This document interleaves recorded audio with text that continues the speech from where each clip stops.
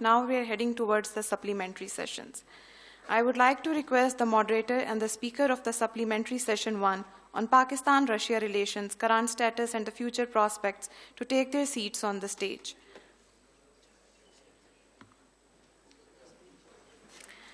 This session holds a significant importance as it will provide valuable insights into the evolving dynamics of this critical relationship, and we are fortunate to have excellent speakers who are well equipped to lead this discussion.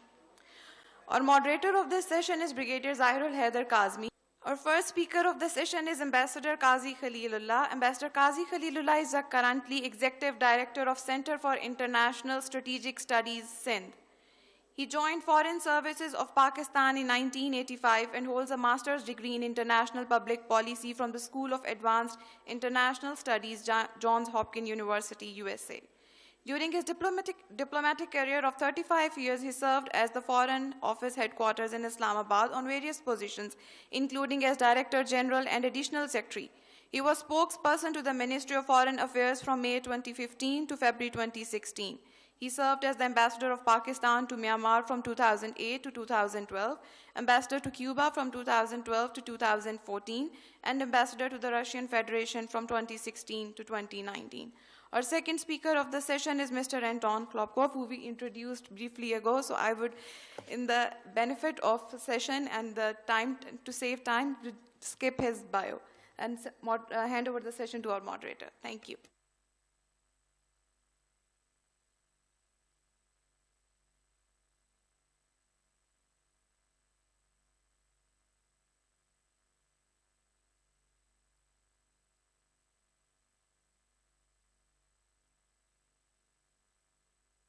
Fifty minutes are a short time to 50 minutes are a short time to cover the depth and breadth of these ties, which have evolved tremendously over the years.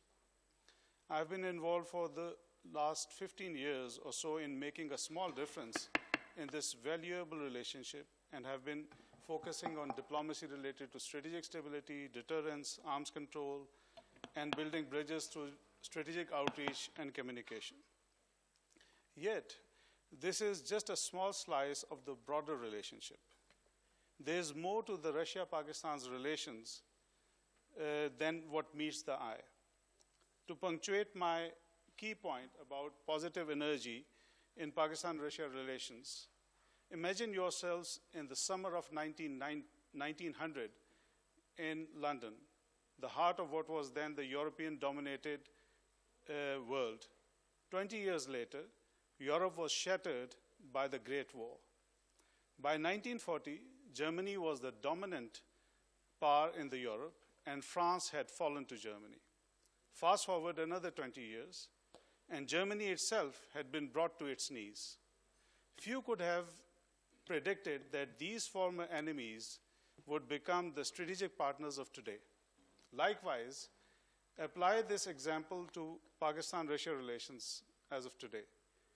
In the 1950s, during SEATO and CENTO, or during the 70s and 80s amongst the Afghan war, it would have been hard to imagine Pakistan and Russia overcoming a gulf in their relationship. Yet there we are, having crossed the divide and built bridges where none seemed possible. Pakistan-Russia relations are based in our common Oriental roots and have been chiseled by our experiences during Cold War and have taken a positive strategic turn amid the intensifying great power competition. We increasingly share interests in common prosperity, regional and global stability, counterterrorism, and the entire gamut of arms control, non-proliferation, and disarmament relations. Ladies and gents, we are fortunate to have two distinguished speakers amongst us who have played a significant role in shaping this relationship. Had it not been for the efforts of Ambassador Qazi and Anton and their colleagues, and some of them are sitting in this room as well, we might not have been here today to discuss the remarkable strides in our relationship.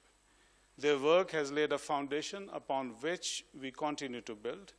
As Ambassador Khalilullah and Anton will soon elaborate, these relations have not just inched forward, They have made significant leaps, but much work lies ahead to fully realize the potential of this relationship. With that, I'll first request Ambassador Khalilullah to make his remarks. Thanks.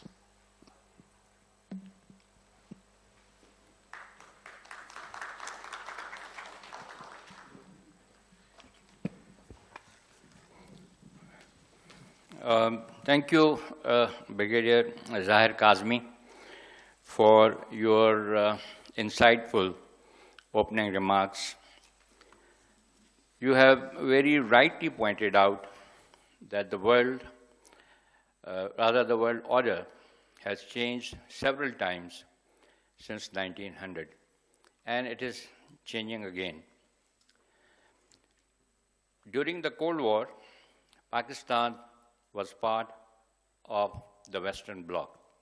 However, even then, we kept our channels of communication open with the Soviet Union.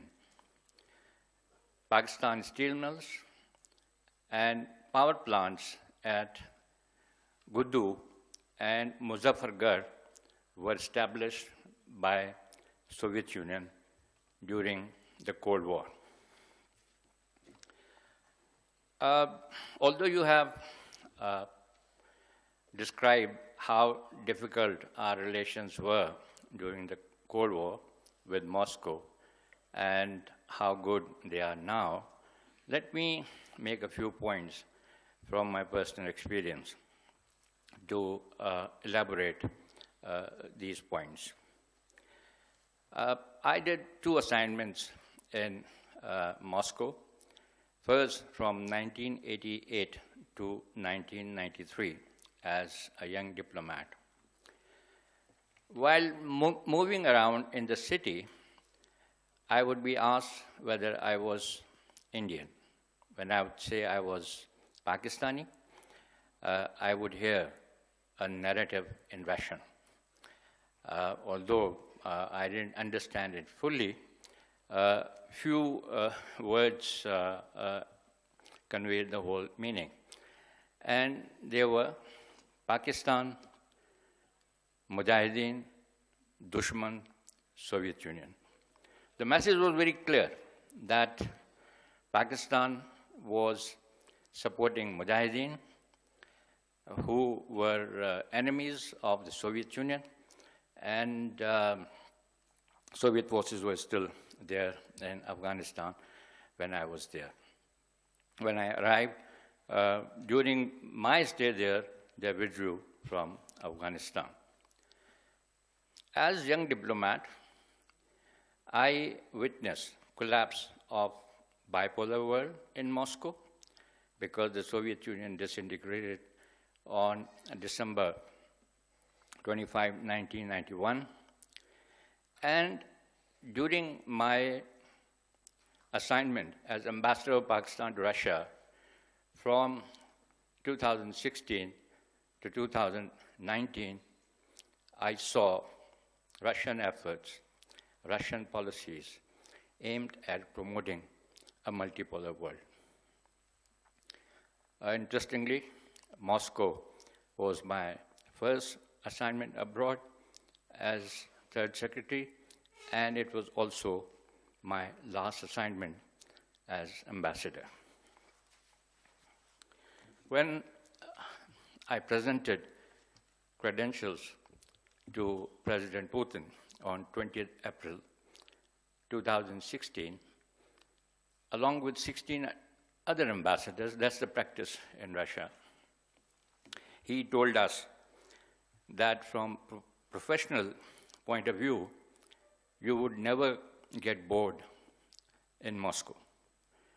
What I concluded later from those words was that he already had a vision of a multipolar world, and he was telling us to watch Russian policy carefully in that regard.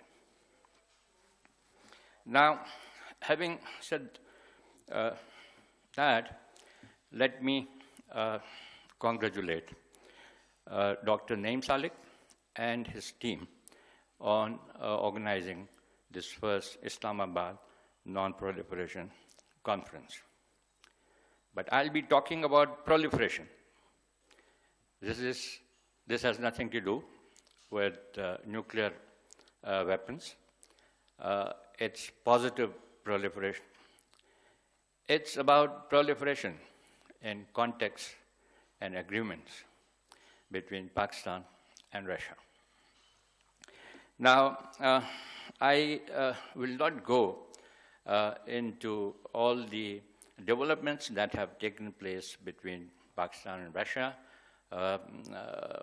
since the end of the Cold War. One important message that was given to us immediately after the end of the Cold War was that Afghan war was Soviet war, and let's begin a new chapter in Pakistan-Russia relations. That is the basis of our relations as we have them today, and they are good relations. Over the years, Pakistan and Russia have worked very closely to develop a relationship of mutual trust, confidence, and we have intention on both sides to further develop our relations and enhance them in all fields of mutual interest. Now, I would come to recent bilateral contacts between Pakistan and Russia at the official level. Number one, Prime Minister Shehbaz Sharif and President Vladimir Putin had a bilateral meeting on 3rd July this year on the sidelines of the SCO Council of Heads of State Summit held in Astana, Kazakhstan. Earlier, Prime Minister Shehbaz Sharif and President Vladimir Putin had a bilateral meeting in Samarkand on 15 September 2022 on the sidelines of the SCO Council of Heads of State Summit in Uzbekistan. Deputy Prime Minister of Russia, Alexei Overchuk, paid a two-day official visit to Pakistan last month on 18-19 September. First ever Pakistan-Russia Trade and Investment Forum was held in Moscow on 30th September, marking a significant event in the evolving trade relationship between the two countries. Prime Minister of Russia will be visiting Islamabad soon to participate in the summit of SCO, Council of Heads of Government, that we are hosting here in Islamabad on 15-16 October. Now, let me go into details of these meetings. During their meeting in Astana, Prime Minister of Pakistan expressed satisfaction that Pakistan-Russia relations had maintained a positive trajectory over the last many years and expressed interest in further enhancing relations with Russia. President Putin noted that bilateral relations were developing in a friendly spirit and emphasized two key areas for cooperation. Number one, energy, and number two, agro-industrial sectors. He underscored that cooperation was already taking place in these two sectors. During the visit of Russian Deputy Prime Minister Overchuk to Pakistan, both sides reaffirmed their desire to intensify bilateral, political, economic, and defense dialogue. They identified trade, industry, energy, connectivity, science and technology, and education as areas of mutual interest. The achievement of a significant milestone in bilateral trade of $1 billion in the last fiscal year was highlighted. The discussions also focused on overcoming logistical hurdles for enhancing trade. Deputy Prime Minister and Foreign Minister of Pakistan emphasized that Pakistan viewed Russia as a crucial player in West, South, and Central Asia. He underscored that strengthening ties with Russia remained a foreign policy priority of Pakistan. He reiterated Pakistan's commitment to working with Russia to promote peace and stability in Afghanistan. The Russian Deputy Prime Minister, importantly, number one, emphasized the importance of enhancing a regional infrastructure through the North-South Transport Corridor and linking it with China's Belt and Road Initiative. Number two, offered cooperation to Pakistan with the Eurasian Economic Union, which is an economic union of 5 member states comprising Russia, Armenia, Belarus, Kazakhstan, and Kyrgyzstan. Number three, said that he had discussed with Pakistani side the possibility of having a free trade agreement between Pakistan and Eurasian Economic Union.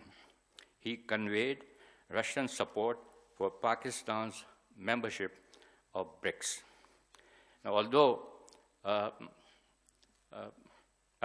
I should say that we are grateful to Russia for supporting Pakistan's application for membership of BRICS, and also support for signing a free trade agreement with Eurasian Economic Union. Based on my experience, I can say that there would be hurdles ahead, serious hurdles. Finally, to conclude this part relating to the visit of Deputy Prime Minister of Russia to Pakistan, I would like to quote a few words from the statement issued by Ministry of Foreign Affairs at the conclusion of the visit. According to that statement of Ministry of Foreign Affairs, Deputy Prime Minister Overchuk's visit took place in pursuance of the vision of Prime Minister Shehbaz Sharif and President Vladimir Putin on transforming bilateral relations into a solid, mutually beneficial economic partnership. Now, a few words about the business forum that was held in Moscow, and it was the first ever business forum held between the two countries. A 60-member Pakistani delegation led by Federal Minister for Privatization, Board of Investment and Communication, Abdul Alim Khan, participated in the Pakistan-Russia Business Forum held in Moscow on 30th September. On the Russian side, over 60 government officials from key ministries, including industry and trade, agriculture, and economic development, along with representatives from Russian Export Center, Federal and Moscow chambers, participated in the forum. A landmark achievement during the event was the signing of the first ever MOU on barter trade between the two countries. This will be helpful in enhancing bilateral trade as banking channels between Pakistan and Russia are not working because of Western sanctions. To conclude this part of the presentation, let me express confidence that the visit of Prime Minister of Russia to Islamabad will be helpful in taking Pakistan-Russia relations to the next level. Let me now say a few words about Pakistan-Russia energy cooperation. Pakistan-Russia cooperation in the field of energy started last year in May, when we received first shipment of 100,000 tons of Russian crude oil. Since then, Pakistan has imported more than 1 million tons of Russian crude oil. According to a statement issued by Russian Embassy in Islamabad in September last year, 100,000 tons of LPG was exported to Pakistan last year. For long-term cooperation, Pakistan and Russia have signed 3 agreements and MOUs on energy projects.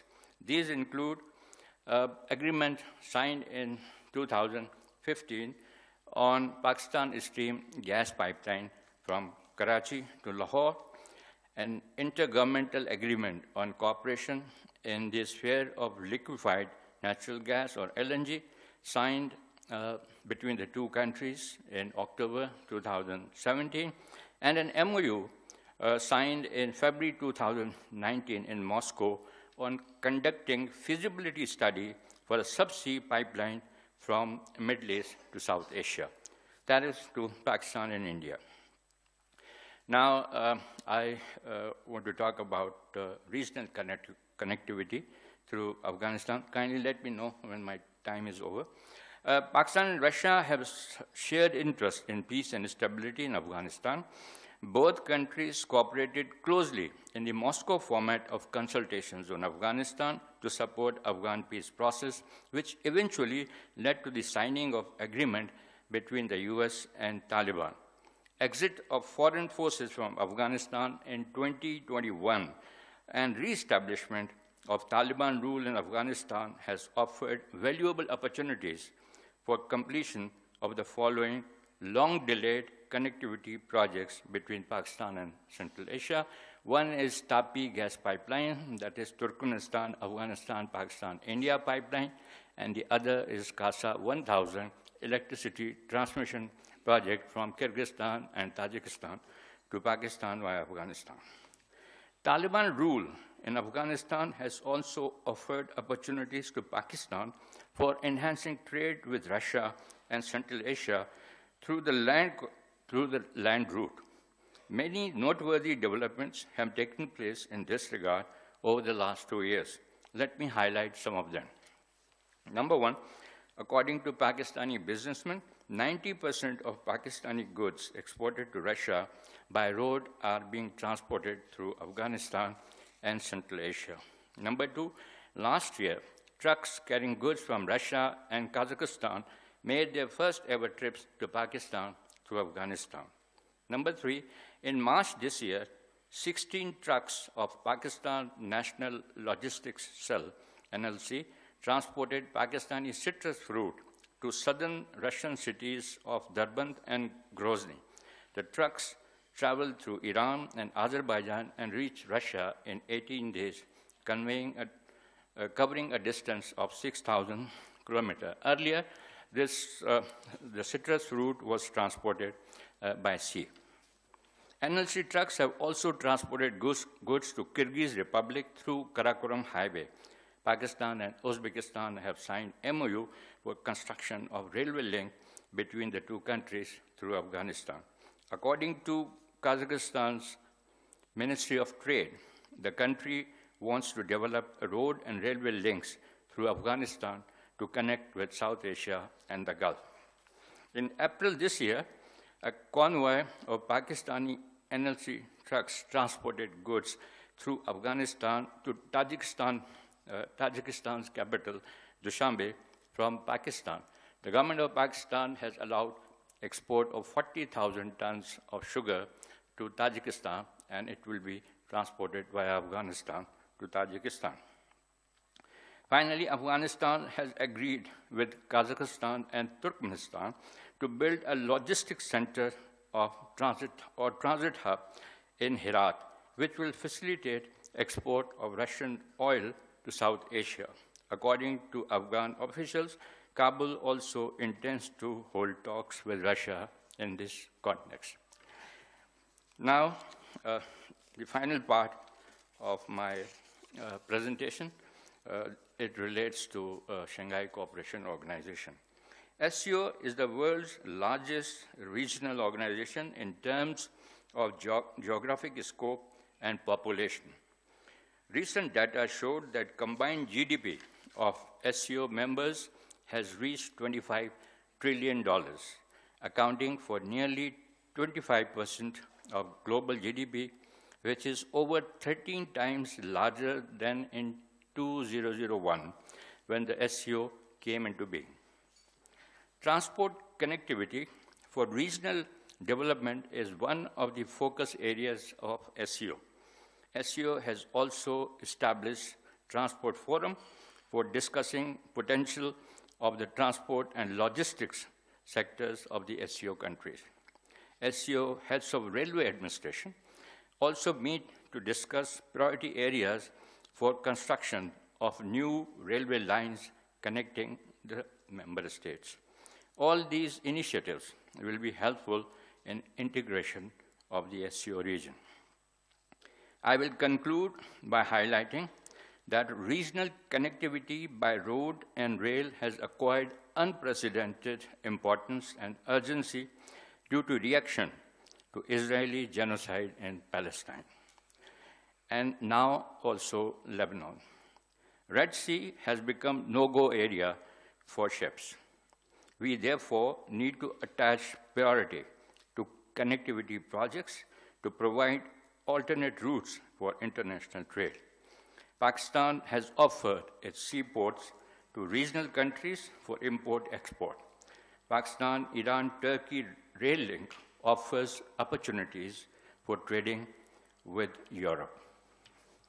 In order to fast-track connectivity projects, in my view, it would be helpful if SCO member states were to consider appointing special envoys for connectivity and transit trade, like we have special envoys for Afghanistan, for engaging with all regional countries on 24/7 basis. Finally, last paragraph.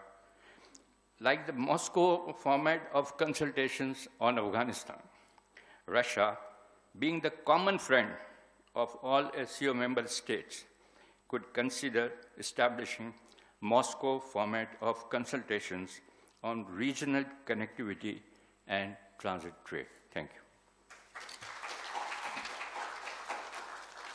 Thank you, Ambassador Kazi, for making a very comprehensive speech and making some very useful recommendations towards the end. I did notice that you left perhaps some deliberate gap for Anton to cover from his vantage point. For example, for example, our cooperation, our baby steps in peaceful uses of outer space and in the nuclear energy side, if Anton wishes to speak about it. And I'd also like to come back to you on some of the hurdles that you foresee in our EEU membership or partnership, and likewise in the corridors, various corridors that you talked about. What do you foresee and what panacea do you have to offer? So over to Anton.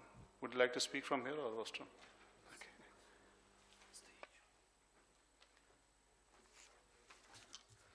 It's a pleasure to speak again. I will try to be brief because I do see that many participants are tied with a lot of very useful information, very productive remarks.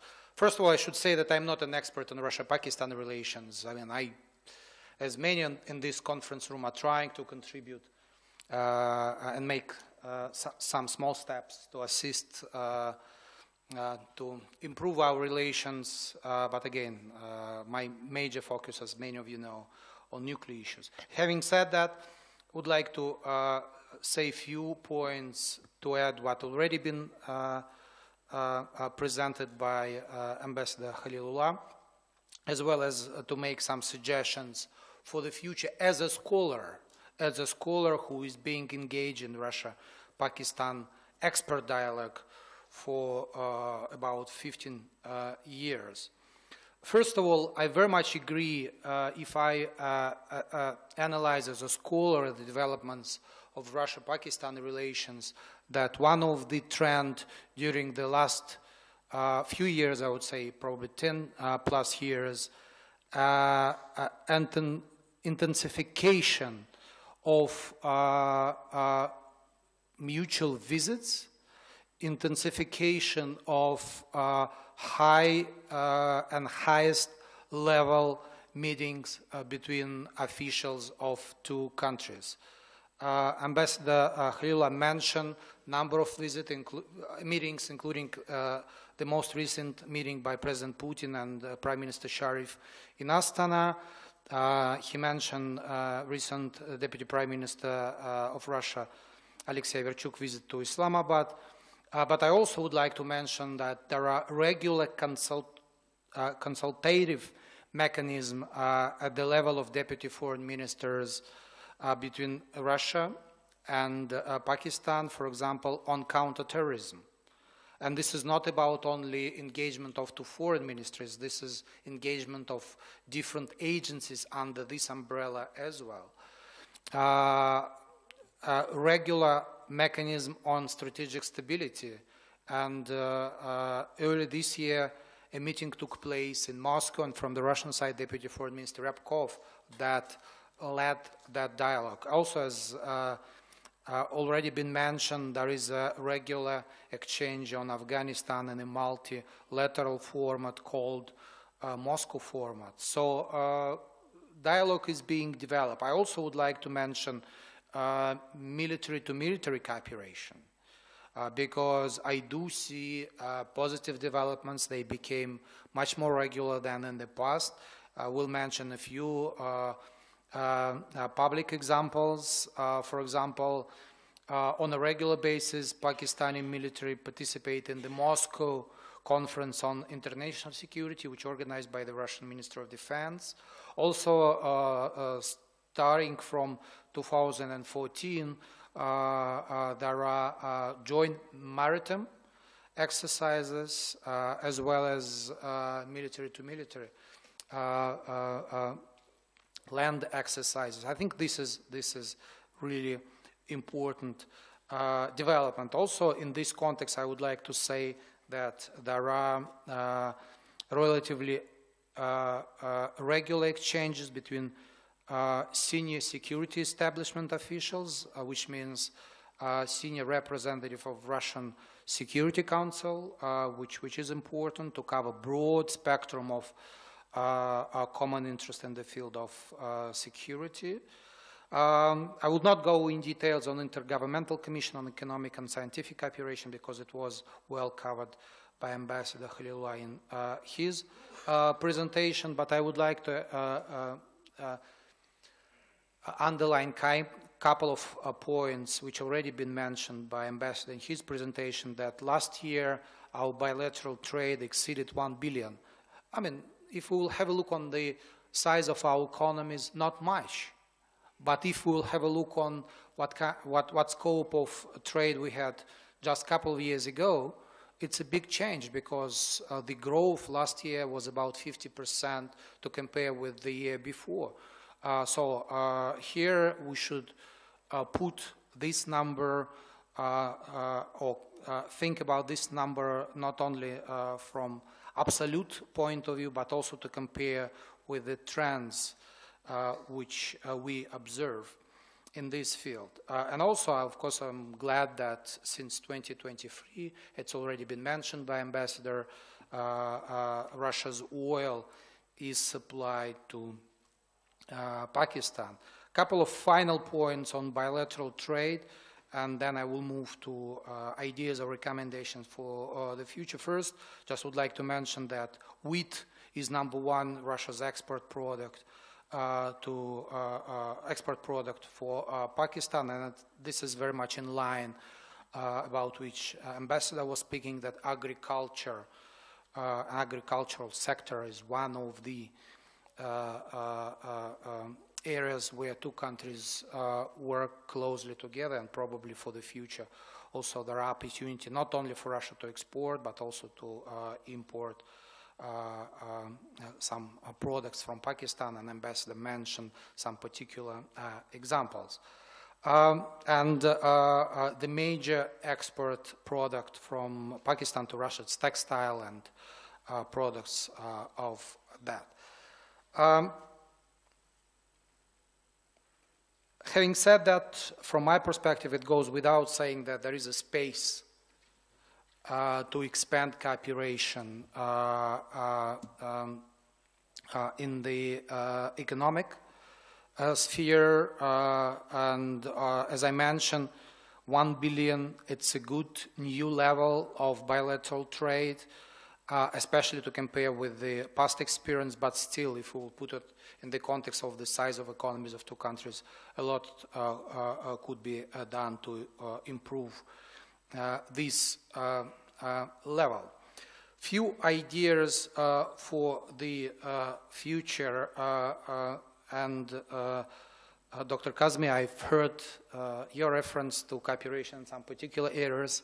I would encourage those who in this room are more knowledgeable than I am to comment on cooperation in those spheres, though I should say that cooperation in some areas needs a kind of quiet exchange and quiet discussion, especially not in the conference room where two distinguished colleagues have their marriages years ago. A few ideas and recommendations for the future. I think we need to move faster from meetings and negotiations to practical arrangements and economic projects. I know it's difficult, but still, as I mentioned and Ambassador Khalilullah mentioned, during the recent years, a number of formats, regular formats of cooperation been established. There are high-level and highest-level meetings on a relatively regular basis, including as part of Shanghai Cooperation Organization, a platform which is useful to provide additional space for dialogue about the leaders of two countries. But still we have to move I think, faster to some practical projects to expand our economic cooperation. Here a number of issues has to be resolved, of course, including the issue of mutual payments and financial transaction in the current geopolitical situation. Second, I think it is important for two sides to identify and ideally to start as soon as possible a big infrastructural or industrial project which will cement the relations of two countries for the years, if not for decades. And here I would like to refer to the example from the past of cooperation between Islamabad and Moscow during the Soviet time, which already been mentioned by Ambassador Khalilullah. Karachi steel plant is, I think, is a good example of such a big project. Hopefully two countries will be able to identify a project or projects of a similar scale or even bigger for the future. Next, and Dr. Salik mentioned it in his introductory remarks when he was speaking about SVI in a more broad context. I think people-to-people exchanges have to be intensified and expanded. We do have, both our countries have a legacy, which was already mentioned in this conference room. So we should to improve understanding of each other, and here people-to-people communications and regular exchanges are key. I'm glad to see more and more Pakistani students in Russia, and I hope some of my good colleagues from St. Petersburg State University will provide some examples during the next session. But I think this is the area where both governments, think tanks, and universities of both countries should invest more. It is important to have experts who read and speak languages. So, I mean, it is important to send Russian students to learn a language in Pakistan and to send Pakistani students to learn a language in Russian. Because otherwise, and this is the next point and final point I have in my remarks, otherwise our citizens know about our countries not from direct sources, but from a third country sources, which, as we know, quite often are not reliable and have their own agenda behind. I'm glad to see that in this hotel in Marriott, Islamabad, Russia Today is available. This is excellent. I hope there is a space, I'm sure there is a space to expand Russia-Pakistan cooperation on media, on information exchange, and also I hope to see more Pakistani media in Russia, which will be able to communicate with people, with experts, and with Russian officials, and bring their knowledge and their information back to Pakistan. So I will stop here, but the very last point, of course, I would like to make, to thank two people who are in this room who invested a lot to promote Russia-Pakistan expert exchange during the recent years. And they are Dr. Salik, so thank you so much, sir, for being active to promote bilateral dialogue over years, not only in our field, but beyond that. Many of Russian experts remember well, Russia-Pakistan joint conference last November here in the same hotel.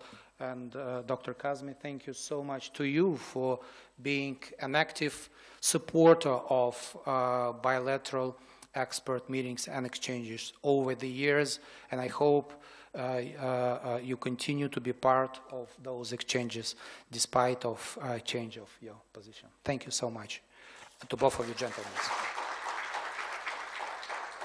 Ladies and gentlemen, I'm conscious of two very important things. First is time. We are always very conscious, and we are running into the time zone of another concluding session. And the second is something that Ambassador Kazi didn't say, and what my friend Anton very clearly said, is that some things are better left unsaid, and there are some questions better left never asked, because these can be done sometime later. So I think in this marriage hall, we should be raising those questions and raising those, going into those areas. I see several hands, but what I'd suggest to you is get hold of these two gentlemen during the tea or sometime later for the want of time. But I do want to leave you all with some very profound thoughts that they have given, and I'm just repeating what they said.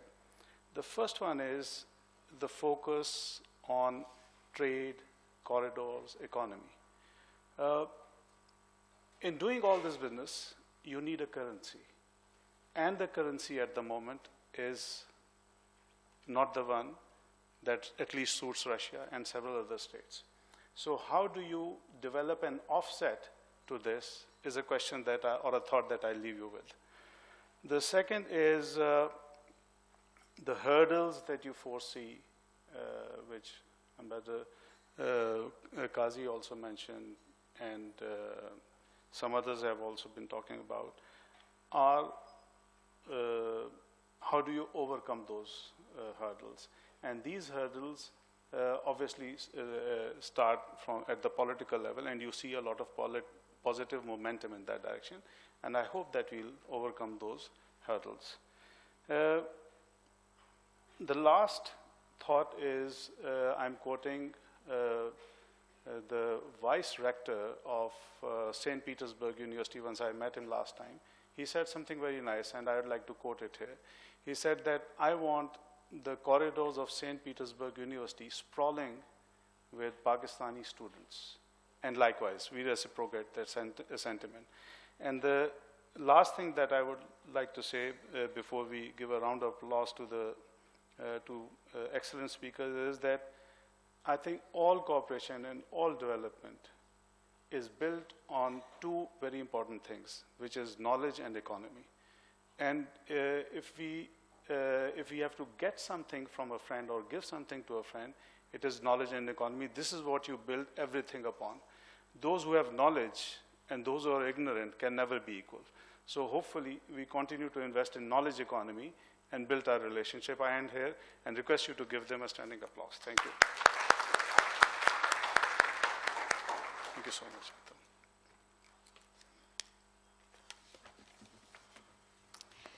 Thank you to all the speakers and moderator for generating discussions on Pakistan-Russia relations. Now I would request Dr. Naeem Ahmed Salik, Executive Director, SVI, to present speakers and moderator with conference memento. First, I would request Ambassador Qazi Khalilullah to receive.